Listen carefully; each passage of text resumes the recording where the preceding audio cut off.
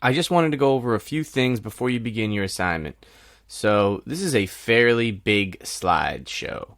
So if you're viewing this in 100, a lot of the slides you're not going to be able to get the full view for, as you can see. So how do I want to view this? I want to view this by clicking the little down arrow up here in your zoom feature, and I want to view this in 50. When I view it in 50, I get a great view of every single slide. So there are directions on each of these slides on the edges. That's why I'm saying to view it in 50. All right. And on certain slides, there are instructional videos that help you with that particular slide. And now it's not on every single one at this particular moment, at least. But for messages, for example, this video applies to this slide and the Discord slide, because both of them are going to be collaborative with a classmate that you need to share this document with. And there are links on some of these. For example, students click here to go to the quiz's website, right? And then your teacher will have inserted a game code here for that particular quizzes. And then on Flipgrid, again, there's going to be an insert code there, right? But you can click right on the Flipgrid to get to the Flipgrid website. So just make sure you're viewing this in 50. There are instructional videos on there. Know where your links are, and they are marked, so you're more than able to read those. Remember, Discord is the same process as this instructional video for messages, where you have to share your document with somebody by changing the link to anyone and changing it to editor, and then sharing it with a particular person. And you'd send it to them, they would open it in their email, and now both of you would be on the slide working as a conversation on there. And there is a video right there on that particular process, more in depth. And of course, Twitter, you're just adding 160 characters to the topic. Instagram, you're inserting a picture. Canva, you're creating a Canva logo below on canva.com on the topic. All right, so you can click the Canva link right here, because it says click the Canva logo below to go to canva.com. So when you go to canva.com, it'll bring you right there.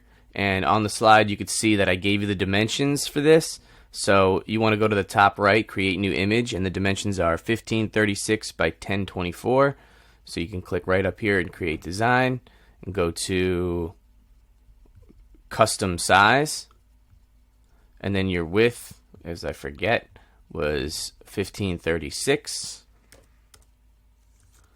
And then your height was 1024. And then you can create your new design. And you're going to have something about the size that you need. So now once you're in Canva, you can search for templates, right? But one of the key things that you want to be doing is adding elements here on the left. So if you were doing equations, for example, you could find some cool features for equations, and maybe you want to throw those in there, all right, for your little logo. Okay, so all these have to do for the topic, and then you have choices of text that you can do. Okay, so maybe you want to do something like this, and you could change the text, double click it, highlight it, equations, and you could say, let's say it's one step, and you can start making a nice little logo that you can insert into Canva. Okay, so there's a ton more to do, and there's backgrounds as well. So you might want to choose a background.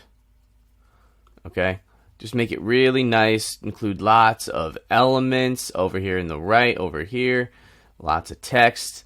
All right, and then there are other features for you to play with. Now, once you're done, you click download. All right, and you can download that one right there. Okay, now that it's in your downloads, you can come over here to your Google Slides and insert an image, upload from your computer, find the download that you just did right there, insert them right into there, and you'll have a nice little image of your Canva right there.